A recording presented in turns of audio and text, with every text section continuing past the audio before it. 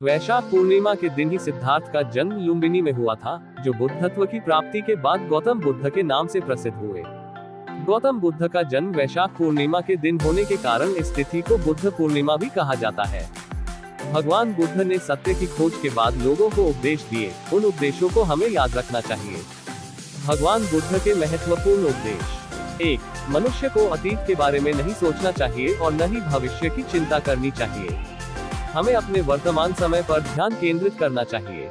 यही माह 2019 भगवान बुद्ध के वे 10 उपदेश, जिसे हमें कभी नहीं भूलना चाहिए।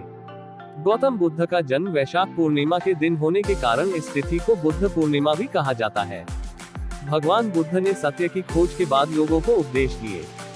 बुद्ध पूर्णिमा 2019 भगवान बुद्ध के वे 10 उपदेश, जिसे हमें कभी नहीं भूलना चाहिए। वैशाख पूर्णिमा के दिन ही सिद्धार्थ का जन्म लुम्बिनी में हुआ था, जो बुद्धत्व की प्राप्ति के बाद गौतम बुद्ध के नाम से प्रसिद्ध हुए। गौतम बुद्ध का जन्म वैशाख पूर्णिमा के दिन होने के कारण इस तिथि को बुद्ध पूर्णिमा भी कहा जाता है। भगवान बुद्ध ने सत्य की खोज के बाद लोगों को उपदेश दिए, उन उपदेशों को हमें याद रखना चाहिए। भगवान बुद्ध के महत्वपूर्ण उपदेश। 1. मनुष्य को अतीत के बारे में नहीं सोचना चाहिए और न ही भविष्य की चिंता करनी चाहिए।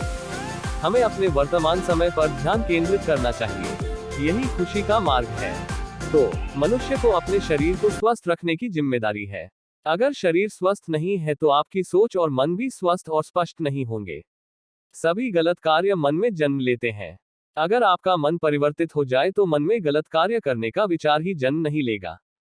हजारों खोखले शब्दों से वह एक शब्द अच्छा है, जो शांति लेकर आए।